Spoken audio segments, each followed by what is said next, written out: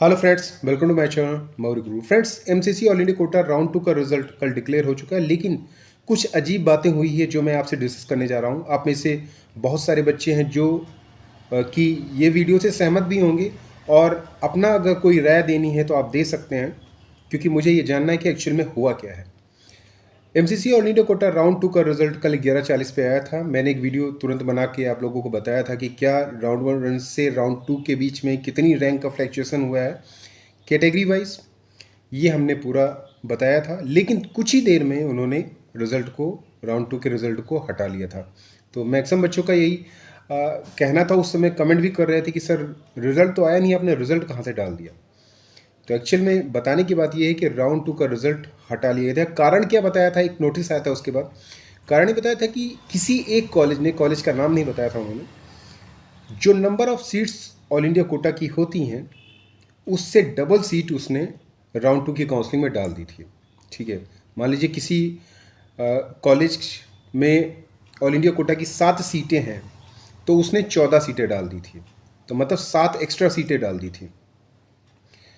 तो इन्होंने बोला था कि हम राउंड 2 के रिज़ल्ट को रिवाइज़ करेंगे, फाइनल रिज़ल्ट निकालेंगे, उसके बाद ही आप अलॉटमेंट रिटर्न डाउनलोड करेंगे।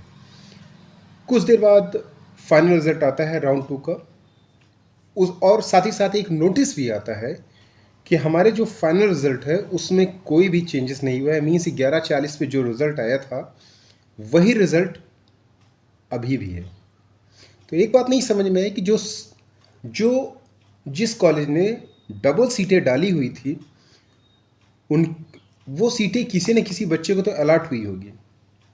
अगर अलॉट हुई है तो, और अभी जबकि नंबर ऑफ सीट्स घटा दी जाएंगी, आधी कर दी जाएंगी, तो उनको ऑलरेडी अलॉट नहीं होंगी वो सीटें। तो जाहिर सी बात है, there must be some difference between these two result. Means before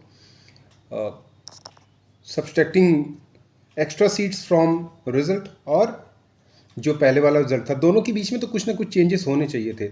लेकिन जो नोटिस आया वो आया कि हमारे रिजल्ट में 11:40 वाले के रिजल्ट में कोई भी चेंज नहीं हुआ। तो एक्चुअल में हुआ क्या ये तो पता ही नहीं चला। कि डबल सीट जब आई थी तो डबल सीट के बेस पे रिज़ल्ट को हटाया गया था।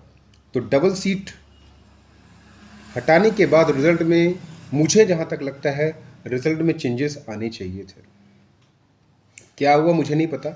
आप लोगों को इसके बारे में कुछ आइडिया हो तो ज़रूर कमेंट करके बताइएगा कि एक्चुअल में आप लोग क्या सोचते हो, क्या हुआ होगा, कैसे हुआ होगा।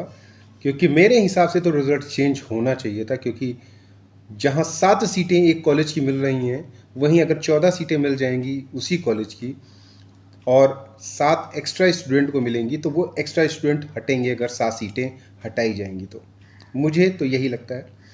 तो आप लोग कमेंट करके बताइएगा कि आपकी राय क्या है इसके बारे में। That's all.